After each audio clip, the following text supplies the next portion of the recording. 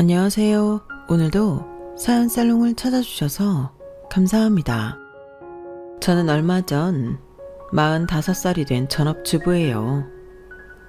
지금이야 집에서 편하게 있지만 사실 전 몸을 쓰던 사람이었어요. 요가 강사였거든요. 요가 강사가 되었다가 또 지금의 제 모습이 될 때까지 참 다사다난한 인생을 살았던 것 같네요. 그동안 정말 어디에라도 제가 그동안 겪었던 일들을 이야기하고 말로 풀어내면서 마음도 풀고 또 위로도 받고 싶다는 생각이 있었어요. 그래서 이렇게 사연살롱이라는 곳을 알게 되자마자 제 이야기를 적어 내려가기 시작했답니다. 부디 제 이야기를 잘 들어주세요. 원래 저는 어려서부터 참 허약한 체질이었어요. 입이 짧아 한창 성장기일 때도 뭘 많이 먹질 못했고 태생적으로 근육이 안 붙고 빼빼 마른 몸이었죠. 그래도 어릴 때는 잔병치레 조금 하는 정도로만 고생을 했는데 성인이 되어 직장에 다니게 되니 늘 피곤함에 허덕이고 건강 적신호도 여기저기서 나타나게 되었어요. 그런 절 보고 주변 지인이 요가를 추천해 주었고 그게 제가 처음 요가를 시작하게 된 계기였습니다. 처음엔 10분만 지나도 땀을 뻘뻘 흘리고 죽을 만큼 힘들었는데 아무리 아리백이고 아파도 꼭 참고 3개월을 매일같이 나가니 몸이 달라지는 게 느껴지더군요. 그때부터 재미를 붙여서 열심히 하다 보니 전 몰라보게 건강해진 몸을 갖게 되었고 요가의 매력에 푹 빠지게 되었어요. 그래서 나중에는 요가 강사 자격증까지 따게 되었고 제가 오랫동안 배웠던 선생님의 추천으로 주말 강사로도 일해보게 되었죠. 처음에는 주말이나 평일 저녁 수업만 맡아서 하며 투잡 생활을 이어갔지만 강사 수입이 안정적으로 들어오고 저축한 금액이 꽤 쌓이게 되면서 저는 아예 회사를 관두고 전업 강사가 되었어요. 그때 절 강사로 일하게 해주신 원장님이 바로 처음부터 제게 요가를 가르쳐 주셨던 선생님이셨답니다. 새로 요가원을 오픈하게 되었는데 그곳에 강사로 데려가고 싶다고 하셔서 저는 이례적으로 프리랜서 전환을 하자마자 괜찮은 수입을 벌어들이게 되었죠. 그렇게 활기찬 인생의 이막을 펼치고 있을 때 남편을 만나게 되었어요. 세미나에서 자주 뵙던 분이 저와 대화를 나누다가 잘 어울릴 것 같다며 만남을 주선해 주신 것이었는데요. 저보다 1살 많은 나이에 대기업에 다닌다는 남편은 실제로 만나보니 야망이 대단한 사람이었어요. 제가 제 입으로 이런 말 드리긴 그렇지만 되게 좋은 회사에 다니고 있거든요. 저는 뭐든지 무조건 최고 아니면 안 된다는 생각이 강해서 취업이 조금 늦더라도 이 회사를 꼭 들어오고 싶었어요. 그래서 사실 연애할 때 조금 바쁠 수는 있을 것 같네요. 이거 참. 아, 네. 현진쌤한테 들었어요. 그 회사 업무가 엄청 힘들다고 들었는데 괜찮으세요? 물론 너무 좋은 회사라 복지도 엄청나고 급여도 많다고 들었어요. 실제로 그 회사 다니는 분을 처음 뵈서 신기하네요. 사람 사는 게 다 똑같죠. 저는 이 회사 좋아요. 아직 1년차 신입이긴 하지만 그래도 어떻게 들어온 회사인데 끝까지 버티려고요. 요즘 친구들 보면 다 해외여행이니 뭐니 하면서 세월 아까운지 모르더라고요. 돈 아까운 줄도 모르고 말이에요. 은정 씨는 어떤 삶을 지향하는 편이세요? 현재를 즐기는 게 중요한 스타일이세요? 아니요. 저도 광활한 스타일이 아니라서 오늘만 보고 사는 편은 아니에요. 원래 직장 다니다가 지금 이렇게 요가 수업하게 된 것도 처음엔 계속 투잡으로만 하려고 했었어요. 지금 원장님 만나서 안정적으로 수업받게 되지 않았다면 아마 아직도 직장 다니고 있었을 거예요. 되게 신중하신 스타일이구나. 은정 씨 입맛도 그렇고 얘기 나누다 보니 저랑 되게 잘 통하시네요. 그때 당시는 20대엔 해외여행을 자주 다니고 최대한 젊을 때 많이 놀아야 한다는 생각이 저희 또래 사람들에게 팽배했던 때였거든요. 제 친구들 중에서도 취업을 하기보단 알바나 계약직 일만 하면서 돈이 모일 때마다 여행을 가는 친구들이 있었어요. 하지만 저는 차곡차곡 미래를 준비하지 않으면 불안함을 느끼는 편이었고, 당시엔 드물게도 남편 역시 그런 사람이었던 거예요. 저희는 첫 만남부터 서로에게 동질감과 친밀감을 느낄 수밖에 없었죠. 만나면 만날수록 남편은 미래를 체계적으로 준비해 나가는 듬직한 사람 같았고, 저는 그런 남편이라면 제 미래를 맡길 수 있겠다는 생각이 들었습니다. 저희는 사귄 지 8개월 만에 식을 올리고 부부가 됐어요. 그리고 결혼 1년 차에 저희는 아이를 갖게 되었어요. 남편은 눈물을 글썽일 정도로 기뻐했죠. 그도 그럴 것이 남편은 결혼하기 전부터 아이를 가지고 싶어 했거든요. 저는 사실 원래는 아이를 간절하게 갖고 싶다는 생각은 없었어요. 그냥 낳으면 귀엽겠다. 잘 키워봐야지. 라는 가벼운 생각뿐이었죠. 그런데 막상 제 뱃속에 아이가 생겼다는 얘기를 들으니 엄청난 모성애가 생기더라고요. 배가 조금씩 불러올수록 너무 신비롭고 소중했어요. 저와 남편은 하루하루 아이를 만나게 될 날만 고대하며 설레는 날들을 보내고 있었는데요. 불행은 예기치 못하게 찾아오더군요. 어느 날 갑자기 뱃속이 너무 잠잠한 거예요. 덜컥 불안감이 엄습한 저는 곧바로 산부인과로 달려갔고 청천벽력 같은 말을 듣게 되었죠. 유산을 했다는 겁니다. 저희 부부는 굉장히 큰 충격을 받았고 한동안 깊은 우울감에 빠져 살았어요. 밤에 잠도 제대로 못 잘 만큼 좌절감에 힘들어하는 저에게 남편은 먼저 다가와 위로의 말을 건넸습니다. 여보, 이제 기운 차리고 힘내자. 언제까지 이렇게 실패에 빠져 있을 수만은 없잖아. 다시 잘 노력해보면 이번엔 예쁜 아기를 얻을 수 있을 거야. 처음부터 우리한테 올 아기는 따로 있었는지도 몰라. 저는 남편 품에서 엉엉 울었어요.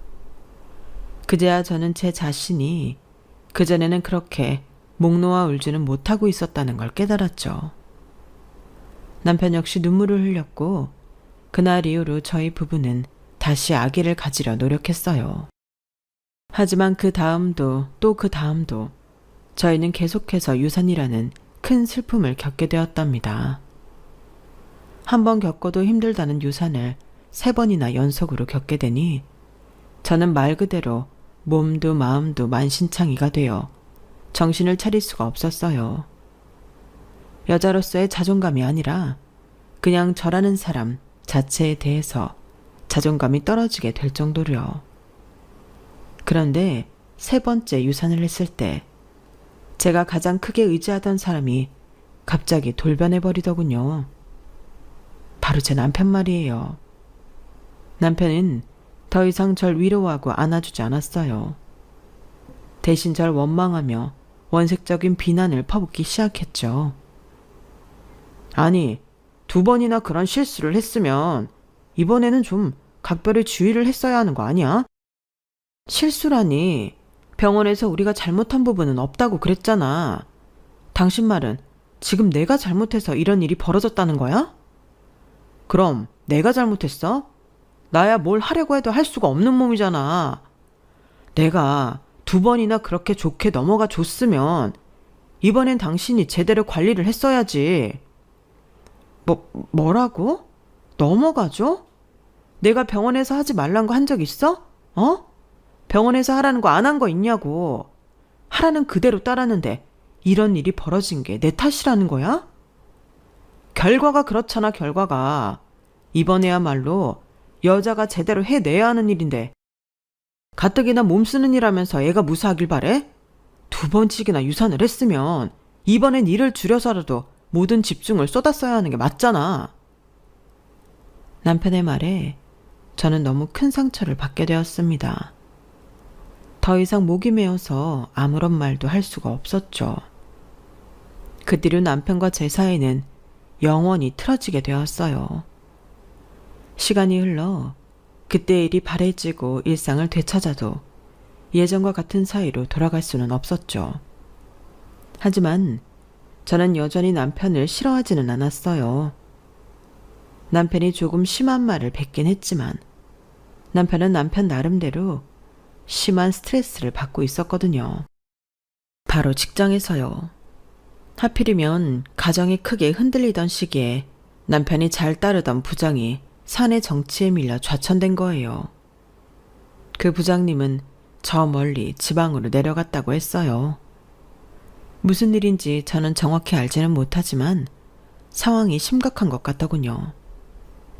남편은 아직 서울에 있었지만 입사 동기들이 전부 승진할 때 혼자만 덩그러니 승진을 못하고 남게 되었어요. 그리고 결국엔 현장직으로 옮겨가게 되었죠. 남편은 오히려 지방으로 쫓겨난 것보다 승승장구하는 동기들을 보면서 자기만 혼자서 현장에서 일을 하는 걸 더 힘들어 했어요. 밤마다 잠도 설치고 괴로워할 만큼요. 저에게 말한 것 외에도 회사 생활에서 받는 스트레스가 꽤 컸을 겁니다. 대기업의 직장 내 괴롭힘은 차원이 다르더군요. 남편은 어떤 일을 겪는지 세세하게 말하진 않았지만 탈모까지 올 정도로 크게 스트레스를 받았어요. 서로 사이는 소원해졌지만 그래도 저는 남편이 술을 마시고 들어오거나 유달리 얼굴이 푸석해질 때면 걱정이 되었어요. 그래서 시간 날 때마다 도시락을 싸주거나 해장이 필요하면 아침마다 밥을 해먹이고 회사에 보냈죠. 정시간이 없으면 꿀물이라도 타줬고요. 살림은 자연히 제가 90%를 담당했고 남편은 주말에 한 번씩 설거지나 빨래를 하는 등 최소한의 일만 도왔지만 그걸 가지고 뭐라고 한 적은 한 번도 없었을 만큼 저는 남편을 위해 맞춰서 살았답니다. 그렇게 3년 정도의 시간이 흘렀고 남편은 드디어 사무실로 다시 복귀할 수 있었어요. 새롭게 줄을 잘 서는데 성공한 것인지 점점 얼굴이 다시 피더군요. 그때쯤 되어서 저희 부부 사이도 조금은 더 가까워지고 남편도 저에게 다시 조금씩 따뜻한 모습을 보이게 되었죠. 우리는 짧지만 두런두런 대화를 나누는 시간도 점차 길어졌고 다시 한번 조심스럽게 아이 얘기를 꺼내게 되었어요. 당시 제 나이가 30대 후반이었기에 저는 더 늦기 전에 지푸라기라도 잡는 심정으로 시도해보자는 생각이 들었죠. 남편은 다시 기대를 하면서도 전과는 다르게 시도 자체에 굉장히 조심스러워하는 기색이었죠. 사실 너무 큰 실패를 겪고 완전히 좌절했던 일에 다시 도전한다는 것은 생각보다 정말 어려운 일이었어요. 머리도 마음도 선뜻 결정이라는 걸 내릴 수가 없었죠. 그렇게 남편과 조심스러운 결정을 고민하고 있던 시기에 제가 일하던 요가원의 원장님께서 저에게 여행을 제안하셨는데요. 요가인들이 정말 많이 가는 여행지 중 하나였고 자연이 아름다운 곳이었기에 저는 고민할 필요도 없이 그 제안을 받아들였어요. 사실 오랜 기간 가까이 지내며 제 사정을 전부 알고 계시던 원장님이 제가 새로운 환경에서 잠시라도 활기를 되찾길 바라는 마음에 기회가 오자마자 저에게 제안을 주신 거였기에 전 너무나 감사하는 마음이었죠. 남편도 좋은 기회라며 잘 다녀오라고 해주었고 여행의 첫 3일은 정말 행복했답니다. 전 그렇게 자유여행으로 해외를 가본 적이 처음이었는데 아름다운 풍경도 마음껏 만끽하고 그런 자연 속에서 다 같이 요가를 하고 건강한 음식을 먹는 것이 너무나 즐거웠어요. 몇 년 동안 쌓여있던 스트레스와 억압감이 전부 해소되는 듯 했죠. 그런데 왜 항상 큰 불행은 가장 행복한 순간에 나타나는 것인지 저는 한순간에 큰 사고를 당하게 되었어요. 숙소로 돌아가는 길에 가로등이 없이 핸드폰 불빛에만 의지하며 걷고 있었는데 그만 발을 헛디딘 겁니다. 그렇게 가파른 언덕도 아니었는데 하필이면 굴러떨어진 그 도로에 지나가던 오토바이에 치였고 저는 심각한 부상을 입고 말았어요. 한국이었으면 바로 119라도 불러 병원으로 달려갔을 테지만 해외에서 이런 큰 사고를 당했을 때는 어떻게 해야 하는지 막막하기만 했죠. 원장님의 비명소리를 끝으로 기억이 나는 건 잘 없네요. 조각난 기억 속에서 원장님이 눈물 범벅이 된 채로 절 부르던 모습과 현지 병원으로 이송되던 장면만 보였던 것 같아요. 저는 사고가 나고 한참 뒤에야 한국으로 옮겨졌고 그제서야 제대로 된 수술을 받을 수가 있었어요. 하지만 이미 시간이 너무 많이 지나버린 뒤였기에 결국 평생 다리를 쓸 수 없다는 절망적인 소식을 듣고 말았어요. 친정엄마가 억장이 무너지는 얼굴로 의사 선생님께 매달려 봤지만 그런다고 달라지는 건 아무것도 없었어요. 해외에서 사고가 난다는 게 얼마나 무서운 일인지 그동안 살면서 모아두었던 재산이 거의 다 거덜났고 몸은 불구가 되어버리더군요. 새하얗게 질린 얼굴로 병원과 회사만 오고 가던 남편도 그때 무너지고 말았죠. 그때까지 시종일관 제 손을 잡아주던 남편은 하반신 마비라는 말에 의자에서 튕기듯이 후다닥 일어나 의사에게 재차 물었어요. 그럼 아이도 못 가지게 되는 건가요? 그거야 조금 더 상태가 호전된 뒤에 살펴볼 일이죠. 당장 수술 경과가 다 나온 것도 아니고.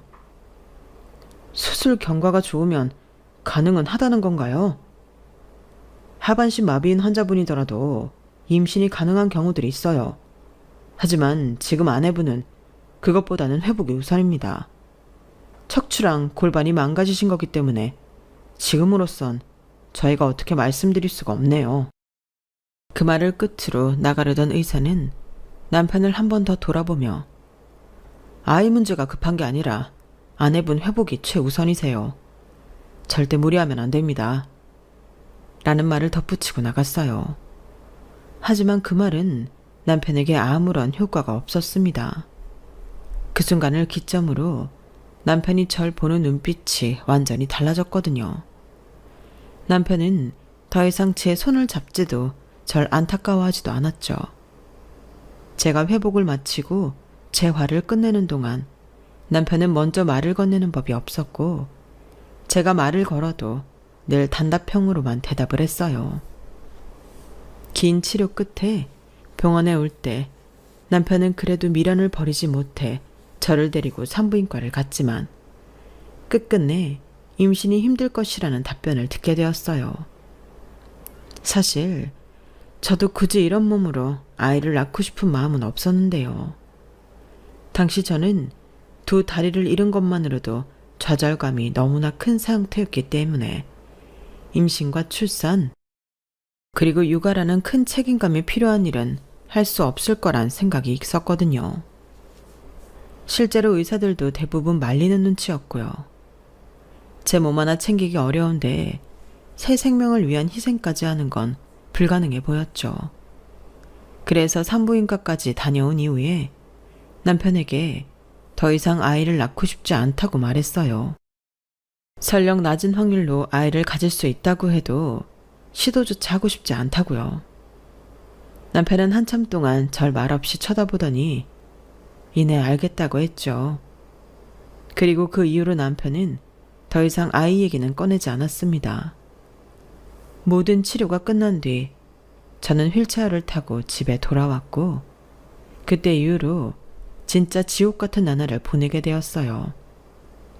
더 이상 하던 일을 할 수도 집 밖에 혼자 나가기도 어려워진 저는 하루 종일 집에 혼자 있게 되었는데요. 아무런 할 일 없이 매일같이 침대나 휠체어에만 앉아 있으니 온갖 나쁜 생각만 머릿속에 가득 차더군요. 병원에 있을 때나 가족들과 있을 때에는 그래도 간간히 사람들이 말도 걸고 치료받으러 오가며 할 일이 있었는데 그런 일 자체가 사라지니까 억지로 눌러놓았던 좌절감과 우울감이 전부 터져나오더군요. 화장실을 가고 커피를 마시고 거실에 나가고 집 앞 마트를 가는 등 전에는 당연하게 하던 것들을 이제는 완전히 처음부터 다시 익혀나가야만 했으니까요.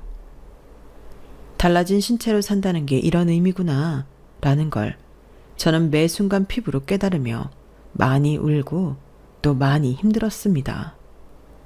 그런데 제가 집에서 그런 힘든 시간을 보내는 동안 남편은 저를 철저하게 외면했어요. 혹시 모를 비상 상황을 예방하기 위한 홈캠만 거실에 하나 덩그러니 설치해두고 애완견만도 못할 정도로 절 방치해버렸죠. 몸이 불편해진 이후로 오히려 집에 더 잘 안 들어오는 것 같았어요. 어쩌다 일찍 들어와도 식사는 반드시 밖에서 먹고 왔고 저는 철저히 무시한 채 거실에서 맥주를 마셔댔어요. 술주정을 하고 잔뜩 취할 정도로 술을 마셔도 다음 날이면 어김없이 출근을 했고 심지어 주말에도 자처해서 일을 하러 나가니 저는 남편에게 도움을 하나도 받을 수가 없었죠. 그러다 보니 자주 씻지도 못하고 외출도 하지 않으면서 그저 집에서 아무것도 안 하고 지냈는데요. 하루는 평소처럼 배달 음식을 시키려고 하는데 카드 결제가 안 되는 거예요. 사고 이후로는 쭉 남편 카드를 사용하고 있었기 때문에 저는 남편에게 연락해서 점심을 시켜 먹으려고 하는데 결제가 안 된다고 말했어요. 아, 내가 말 안 했나? 그거 한도 20만 원이야. 뭐? 그런 거면 미리 말을 해줬어야지. 그럼 당장 식사를 어떻게 하란 말이야? 밖에 마트 가서 사 먹거나 아님 집에서 해 먹으면 되잖아. 내가 어떻게 그래. 지금 나는 라면 하나 끓이기도 어려운데. 휠체어 탄 지 몇 달이 지났는데 여태 라면 하나를 못해. 그게 자랑이야? 못하면 해버릇 해야지. 아니, 어떻게 돈 한 푼 안 벌면서 매번 배달시켜 먹을 생각을 하냐? 너무 양심 없는 거 아니야? 남편의 말에 저는 그동안 참아왔던 게 폭발하고 말았어요. 나 몸 불편한 거 뻔히 알면서 한 번을 도와주는 법도 없이 정말 너무한 거 아니야? 당신이 남보다도 못해. 오늘은 샤워 한 번 하는데 반나절이 걸렸어. 근데 어떻게 밥도 제대로 못 먹게 할 수가 있어? 내가 못해준 게 뭐가 있다고 소리를 질러. 뼈 빠지게 일해서 번 돈 당신이 아무런 대가도 없이 몇 개월 동안 써와도 내가 한마디를 뭐라고 한 적이 있어? 내가 당신 몸 불편한 뒤로 내조를 바라기래 살림 잘하기를 바래. 그냥 당신 몸은 당신 스스로가 알아서 챙기라고. 혼자 집에서 놀고 먹으면서 식비에만 20만 원 넘게 쓰겠다는 거, 그 심보 자체가 너무 뻔뻔하잖아. 남편의 말에 머리끝까지 화가 난 저도 맞받아치려고 했는데 어떻게 사람이.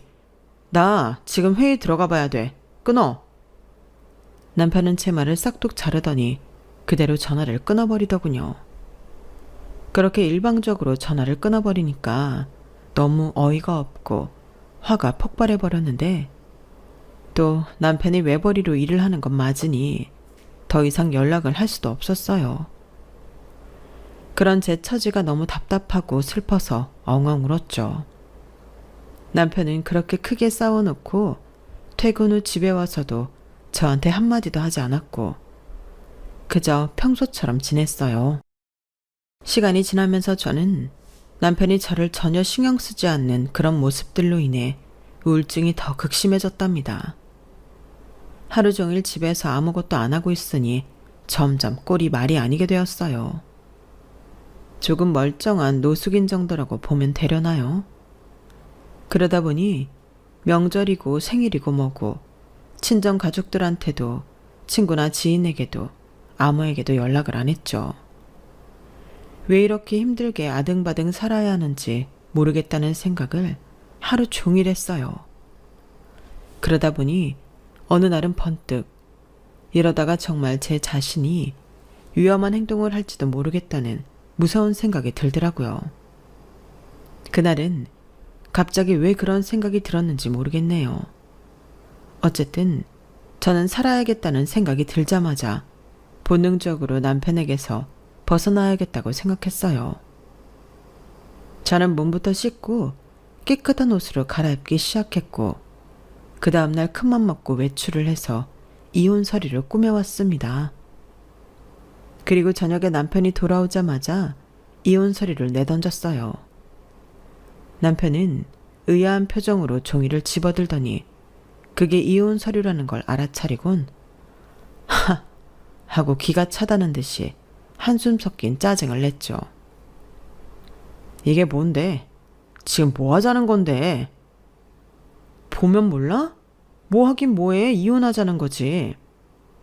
당신, 지금 당신이 무슨 소리를 하고 있는 건지 알기나 해?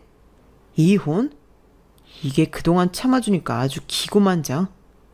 누가 자기 아내한테 당신처럼 굴어. 내가 이렇게 휠체어 타고 아이도 못 낳는다고 개만도 못한 취급을 하고 있잖아. 당신은 나랑 결혼 생활 계속하려고 이따위로 구니? 내가 싫어서 발악하는 거 아니야? 그러니까 소원대로 이혼해 주겠다고. 당신 이렇게까지 세상 물정 모르고 순진한 인간이었어? 아니면 집에만 있다 보니까 지능이 떨어지기라도 한 거야? 이 여편네야, 이혼도 돈이 있어야 하는 거야. 하, 참나. 진짜 그나마 남아있던 정도 싹 사라지게 하네. 뭐라고? 당신 지금 말 다 했어? 남편은 이혼 서류를 한 손으로 사정없이 구겨버리더니 집어 던지며 말했어요. 나니까 당신 이 지경이어도 데리고 사는 줄이나 알아. 이딴 짓거리 버릴 생각하지 말고 얌전히 지내. 알았어? 이혼도 돈이 있어야 하는 거라고. 알아들었어, 이 여편네야. 그런 남편이 더 이상 인간 같지도 않게 보여서 저는 온몸이 부들부들 떨릴 정도로 치가 떨렸죠. 그리고 그날은 밤새도록 잠도 못 자고 혼자 울었어요. 남편은 그런 제 울음소리가 듣기 싫다고 안방문을 잠그고 들어가 이어폰을 끼고 잤고요. 저는 이혼 서류를 작성하기 전보다 훨씬 더 우울해졌죠. 그런데 사람이 죽으라는 법은 없나 봅니다. 남편과 크게 싸우고 나서 바로 이틀 뒤인 그 주 주말, 요가원 원장님께 연락이 온 거였어요. 원장님은 제가 다치고 난 이후에 한동안 연락이 없었다가 거의 반년 만에 연락을 주신 거였죠. 반년 만에 만난 원장님은 몰라보게 살이 빠지고 얼굴이 안 좋아 보였는데요.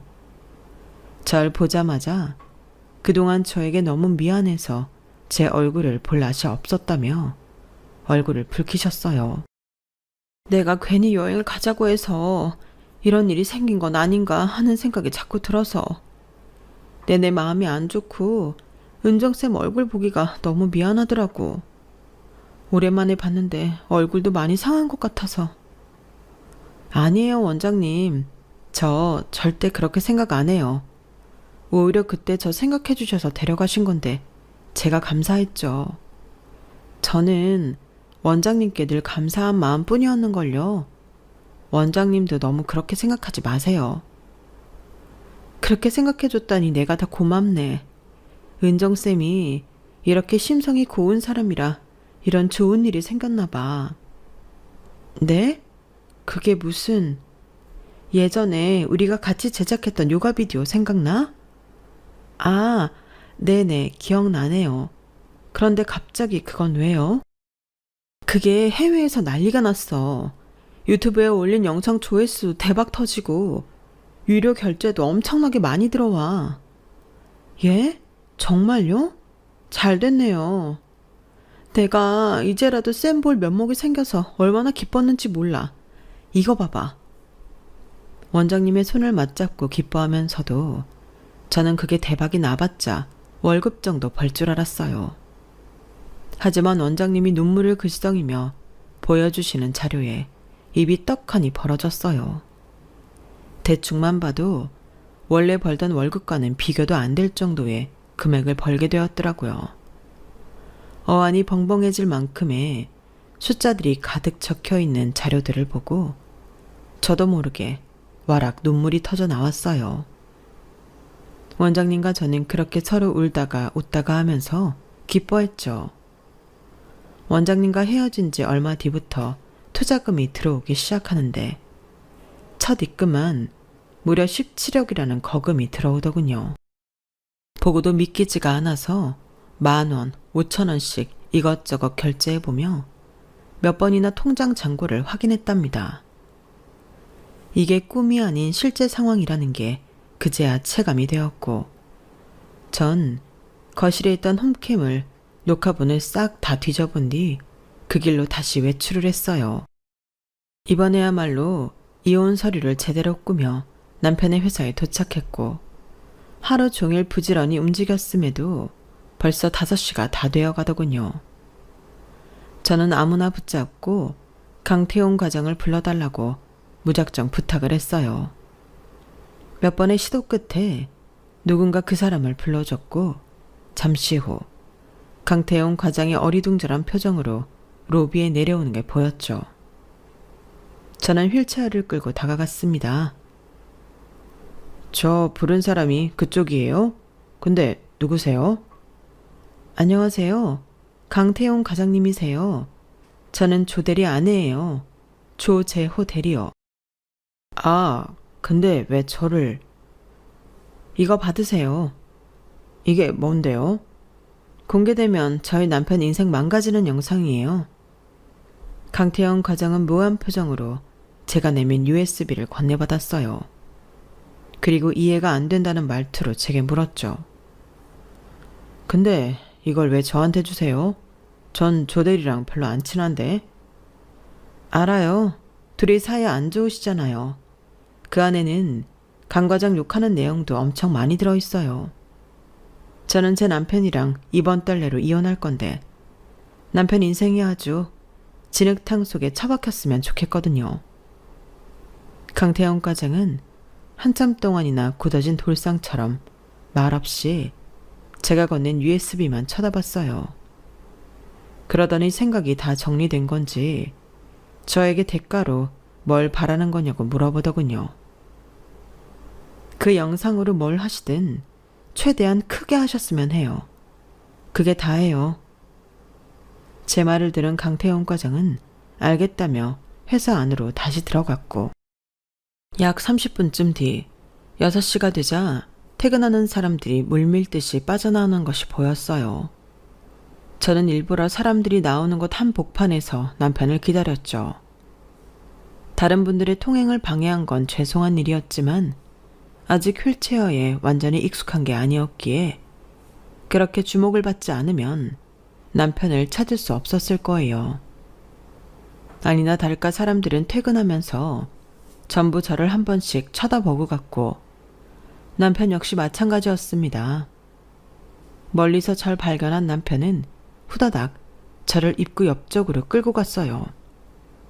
미쳤어? 여기서 지금 뭐 하는 거야? 아니, 여긴 왜 왔어? 당신이랑 이혼하러 왔어. 이거 받아. 남편은 제가 건네는 이혼 서류를 보지도 않고 집어들자마자 북북 찢어버리더니 가방 안에 얼른 집어넣어버리더군요. 내가 말했지. 이혼도 돈이 있어야 하는 거라고. 지금 이딴 소리나 짓거리려고 여기까지 찾아왔다는 거야? 있어, 돈. 엄청나게 있어. 저는 핸드폰 통장 잔고 화면을 띄운 채 남편을 보여주며 말했습니다. 남편은 제 핸드폰을 낚아채서 보더니 믿을 수 없다는 듯이 절 보더군요. 이거 어디서 났어? 당신 알 바 아니고 이제 당신 걱정이나 해. 당신 말대로 돈이 생긴 거니 아무 눈치 안 보고 맘대로 이혼할 수 있거든. 그냥 헤어지기 전에 당신이 그렇게나 자랑스러워하던 회사가 어떤 곳인지 구경이나 하러 온 거야. 순진하긴. 당신이 이 돈이 생겼으면 나야 땡큐지. 이혼하면 당신 재산 중 상당 부분을 나한테 분할해줘야 하는 거 알지? 다야말로 이혼이 소원인 사람이야. 당신도 이렇게 소원이라면 내가 당장 내일이라도 도장 찍어줄 수 있지. 그래, 하자 이혼. 어? 누가 순진한 건지, 누가 당신한테 유리하게 이혼한대. 당신이 쓰레기 같은 인간이라는 거 진작에 알았지만 이렇게 얄팍하고 어리석은지 다시 한번 알게 됐으니 됐어. 난 간다. 알아서 잘 살던지 해. 저는 그 말을 끝으로 남편의 회사에서 나와버렸답니다. 그리고 그 길로 친정집으로 돌아가서 친정엄마께 그동안 있었던 일들을 다 털어놓았어요. 친정엄마는 제 말을 듣고 절 안고 한참을 우셨죠. 저는 다음 날부터 남편에게 제대로 된 복수를 시작했고 친정엄마는 그런절 뒷바라지 해주셨어요. 저는 그간 남편이 배우자로서 저에게 얼마나 충실하지 못했는지 증거를 전부 모아서 변호사 사무실에 갔고 그 사이 남편은 저에게 어떻게 힘써보지도 못하고 회사 일로 인해 정신없이 나락에 빠지고 있었어요. 강태영 과장이 제 생각보다 훨씬 더 빠르게 움직였더군요. 제가 강태영 과장에게 넘겼던 USB에는 남편이 거실에서 술을 마시고 취할 때마다 하던 회사 사람들 욕과 어렵게 줄을 잘 섰다던 그 상사에 대한 욕, 그리고 직원들에 대한 성적 발언까지 전부 담겨 있었거든요. 그게 회사 인트라넷에 오픈이 되자 회사는 발칵 뒤집히고 말았죠. 회사 내에서 남편은 엄청나게 질타를 받고 성희롱 신고까지 당하게 되었고 얼마 지나지 않아 해고 통보까지 받게 되었답니다.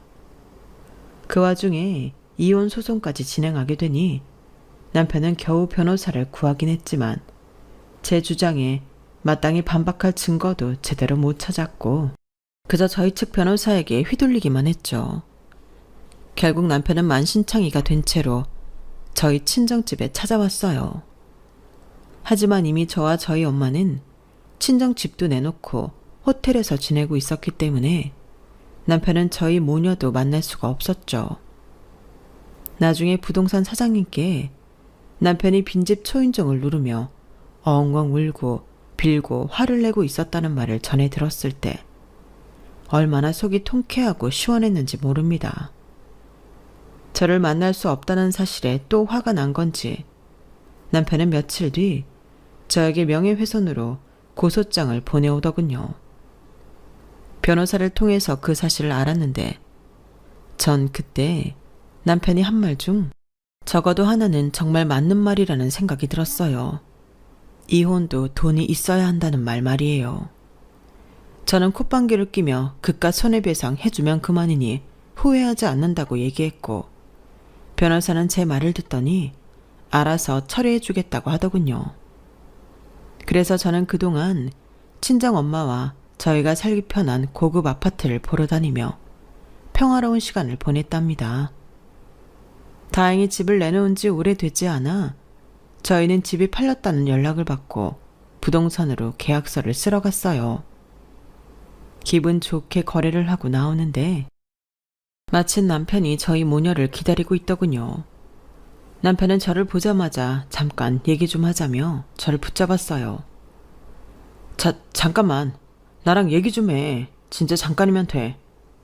이혼할 때 하더라도 잠깐만 대화는 할 수 있잖아. 무슨 얘기를 해? 난 당신이랑 할 얘기 없어. 대체 우리가 오늘 여기 오는 건 어떻게 알고 여기서 기다린 거야? 진짜 징글징글하다. 집을 내놨으면 팔릴 때 올 거라고 생각했지. 그게 중요한 게 아니라 당신 나한테 정말 끝까지 소송할 거야? 그럼 애초에 관둘 걸 뭐하러 시작했겠어? 당연히 끝까지 가야지. 이제 와서 소송 멈춰라. 뭐 그딴 소리 할 거면 가. 난 당신이 무슨 소리를 해도 그만둘 마음이 없으니까. 합의를 하자고. 당신도 나한테 잘못한 게 있잖아. 그 홈캠 영상, 그거 당신의 회사에 뿌린 거지. 당신이 아니고서야 우리 집 홈캠 영상을 누가 어떻게 회사에 뿌릴 수가 있겠어. 당신이 저지른 짓도 불법이야. 알아? 내가 그걸로 당신한테 소송 건 거 그거 없었던 일로 해줄게. 그리고 이혼도 재산 분할 적당히 합의해 줄게. 그러니까 우리 서로 진흙탕 싸움 그만하고 원만하게 합의를 보자. 내가 왜? 참나, 계산기 때려보니까 명예훼손으로 이것저것 걸어서 배상금 뜯어내는 것보다 합의하는 게 손해가 덜 날 것 같았나 보지?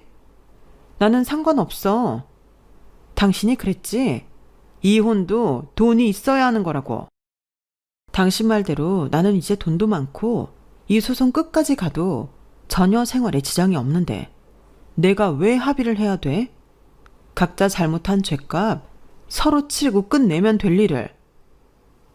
지금 남의 인생을 시궁창에 처박아 놓고 그딴 태평한 소리가 나와? 진흙탕에 처박으려고는 했는데 시궁창에 처박힌 줄은 몰랐네. 웃어?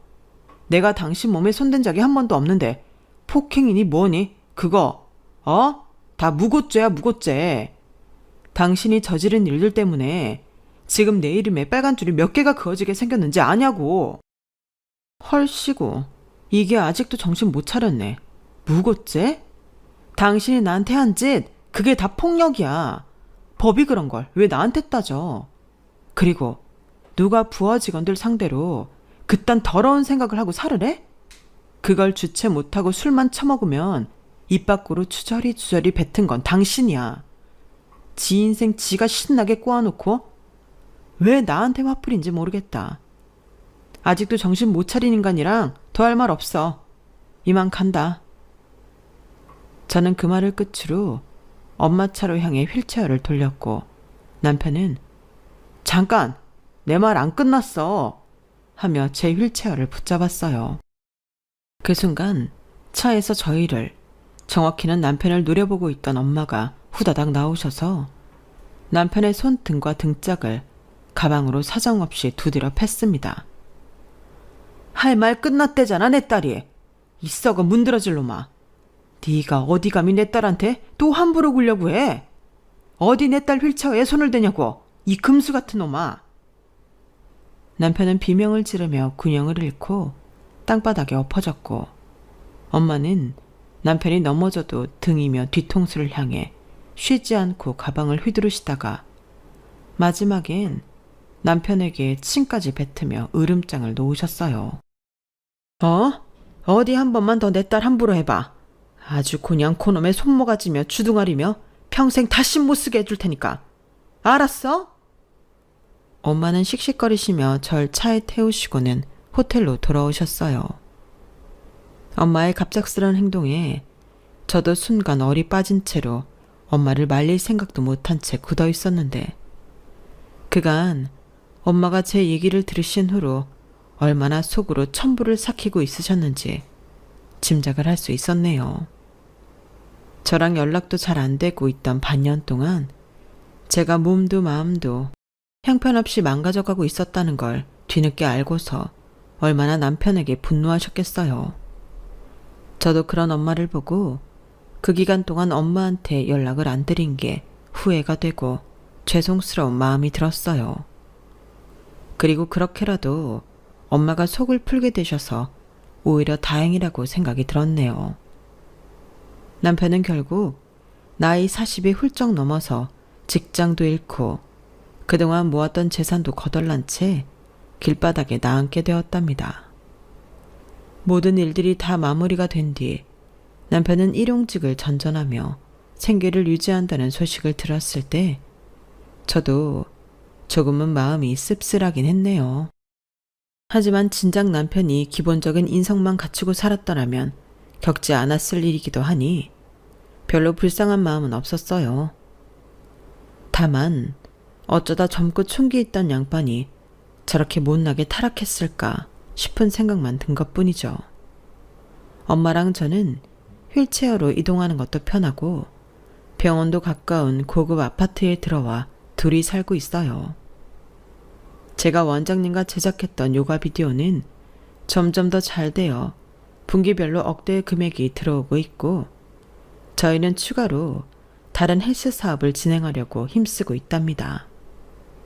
아마 내년쯤에는 새로운 사업을 본격적으로 시작하게 될 것 같네요. 요즘 저는 전처럼 집에서 좌절감에 허덕이고 있지만 않고 운동도 열심히 하고 균형 잡힌 식사도 끼니마다 챙기며 건강한 삶을 살아가고 있어요. 엄마가 물심양면으로 도와주시는 게 가장 큰 힘이 되고 있고 아무래도 제 마음가짐이 예전과는 많이 달라진 것도 한몫하는 것 같네요.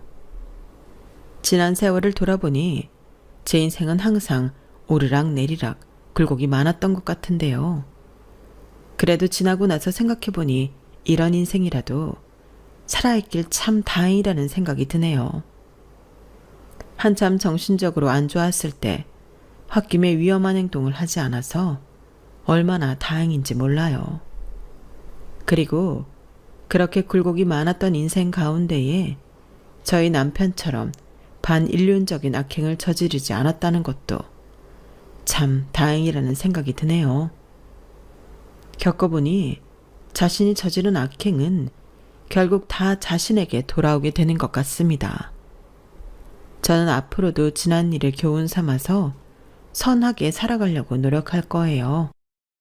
지금까지 제 이야기를 들어주셔서 감사합니다. 저에게 응원도 많이 주시고 들어주신 모든 분들 건강하시고 부자 되세요. 여러분, 사연 댓글에 응원과 현명한 조언 부탁드려요. 좋아요와 구독은 저에게 큰 힘이 됩니다. 오늘도 좋은 일 가득하세요.